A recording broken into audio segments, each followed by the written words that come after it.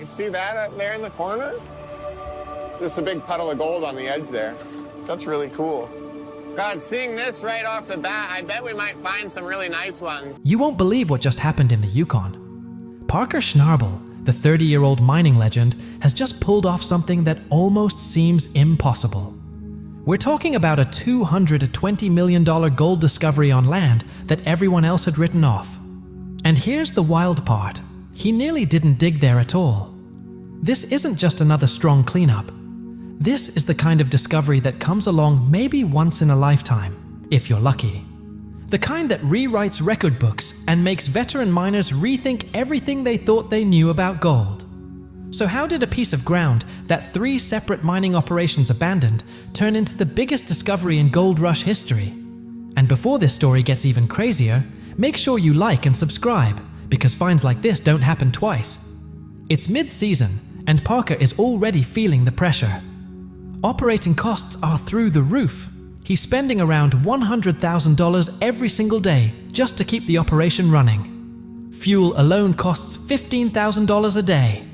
The ground he's working is producing about 150 ounces a week, respectable, but nowhere near enough to cover massive expenses and generate serious profit. Then comes a routine Wednesday cleanup. The crew fires up the smelter, processes the concentrates, and starts weighing the gold. The first batch hits the scale, 287 ounces. That's already a strong number for a single day's concentrates. But they keep going.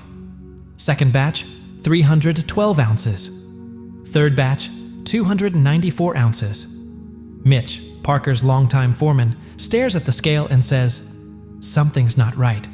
Run it again." They reset the scale, recalibrate it, and weigh the same gold again. The numbers don't change.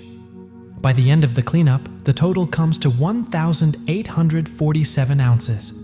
That's not for the week. That's from just 3 days of running pay dirt.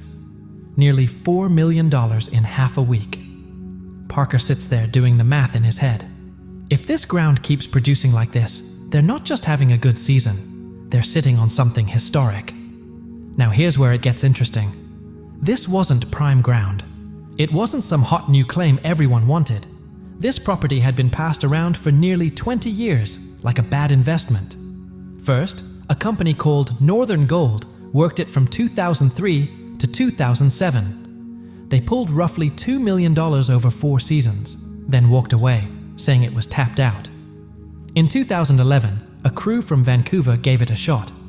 They lasted 1 season, recovered about 380 ounces, and declared it unprofitable. The most recent operators worked it in 2018 and 2019. They struggled with heavy clay that constantly clogged their equipment. Frustrated, they abandoned the lease. When Parker's land agent brought him the opportunity, even his own team had doubts. His lead geologist reviewed the old reports and said, "There's a reason 3 different crews gave up on this. The clay is 12 to 15 feet deep in places. Most of it's frozen solid.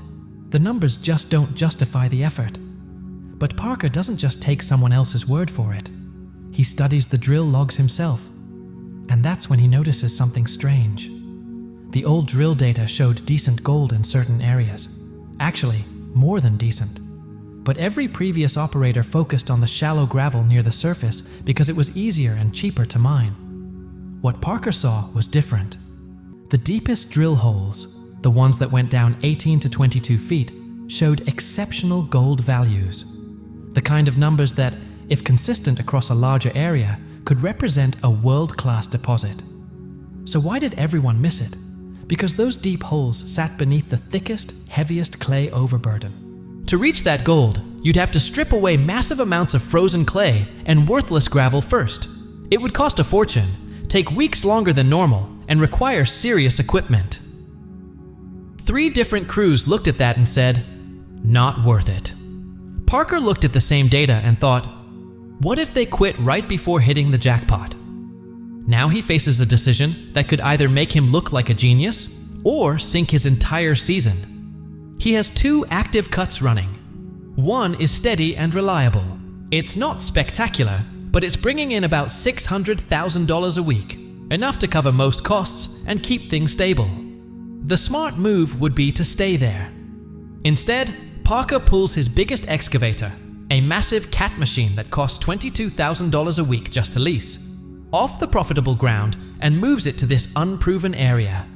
His advisors think he's crazy.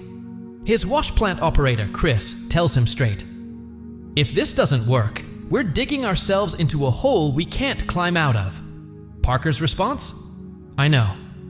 But if I'm right, we won't need to climb out of anything." He commits 3 excavators, 2 bulldozers, and his entire whole fleet to stripping the new ground. The first week alone costs around $150,000 and produces 0 gold. For 6 straight days, they burn money punching through frozen clay. 6 days of non-stop work.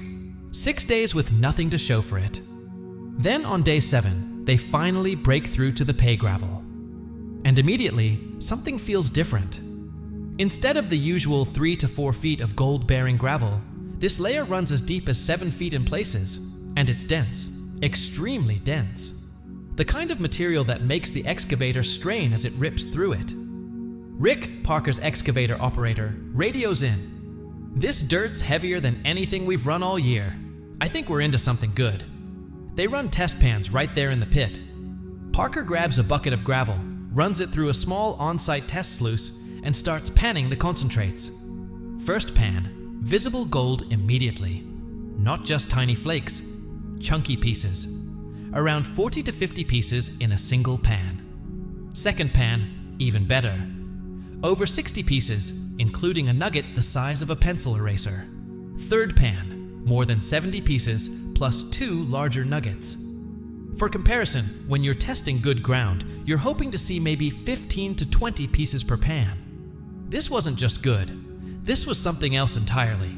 This is 3 to 4 times better than what anyone would normally expect. Parker looks at his crew.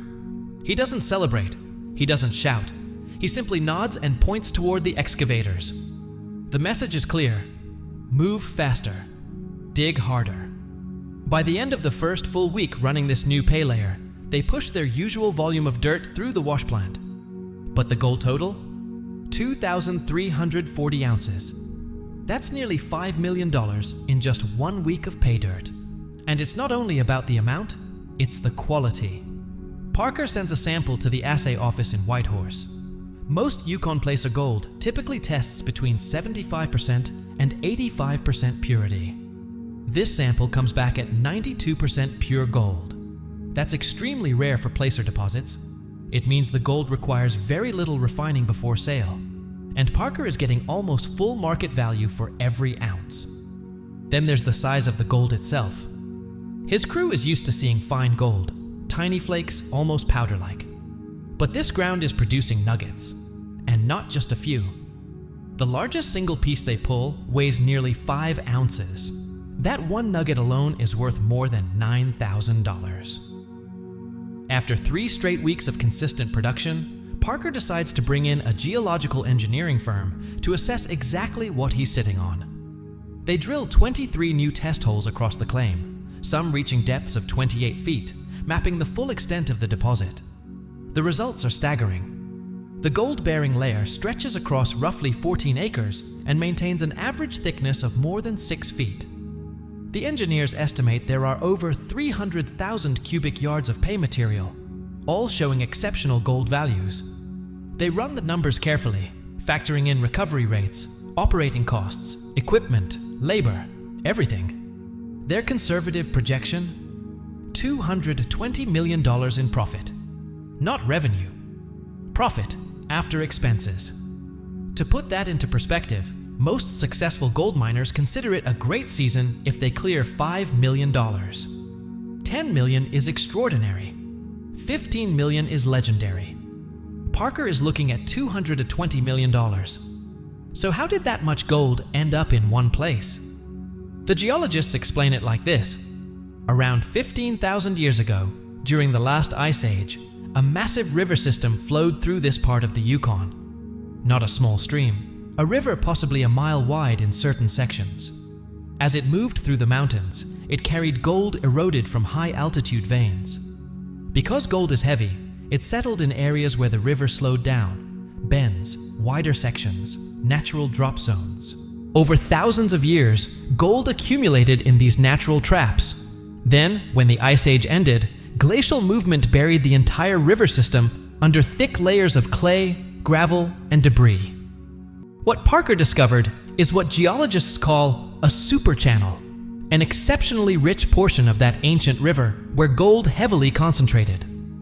The previous miners had worked along the edges of this system. They hit spillover zones where gold existed, but it was scattered. No one had drilled deep enough in the right location to reach the heart of the channel. Parker, almost by accident, started digging directly above the richest section. One geologist on the evaluation team put it simply: if you tried to design the perfect gold discovery scenario, you couldn't plan it better than this. Parker hit the bullseye. But discovering gold and recovering it are two very different challenges. Parker has only 10 to 12 weeks left in the mining season before winter freezes everything solid.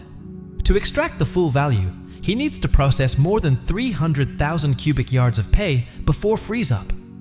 At his current production rate, about 4,500 yards per week, it would take roughly 70 weeks.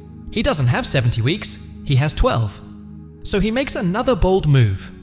He orders a second wash plant, a custom-built unit costing nearly $2 million, which takes 4 weeks to deliver and assemble.